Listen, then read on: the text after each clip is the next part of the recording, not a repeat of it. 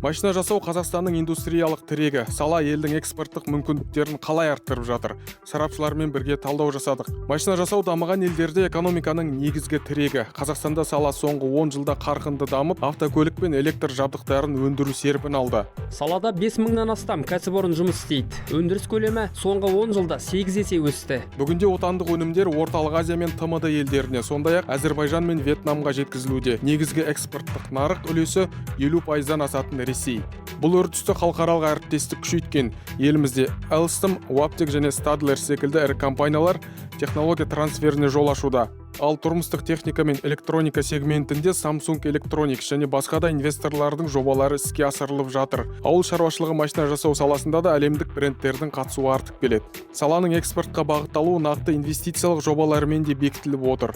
Өткен жылы жалпы құны 655 миллиард теңгені құрайтын 38 жоба іске қосылып, 10 мыңға жуық жұмыс орны ашылды. Олардың қатарында Алматыдағы Астана Motors Kazakhstan зауыты мен Қостанай облысындағы Kia Қазақстан өндірісі бар. Сондай-ақ өңірде KZ зауыты іске қосылып, жүк техникасына арналған редукторлар өндірісі жолға қойылды.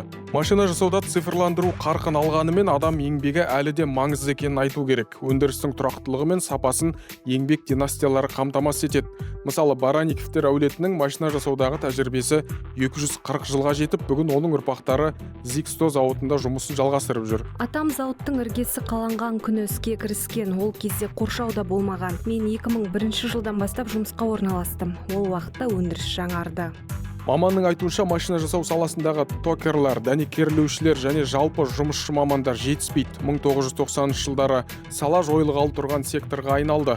Өйткені көпшілік кеңседе жұмыс істеуді таңдады. Қазірде жастар зауытта еңбек етуге аса қызықпайды. Өзекті мәселе күн тәртібінде. Бұл бағытта білім беру жүйесі еңбек нарығының талаптарына бейімделіп келеді. Ел университеттерінде бұған ерекше мән беріледі. Оқу бағдарламалары тәжірибеге бағытталған. Студенттер зертханалық жұмыс, ғылыми зерттеулер арқылы инженерлік міндеттерді шешуді үйренеді. Кадр тапшылығымен қатар импорттық шикізатқа тәуелділік, роботтандыру деңгейінің төмендігі және импорт үлесінің жоғары болуы негізгі түйткілдер қатарында қалып отыр.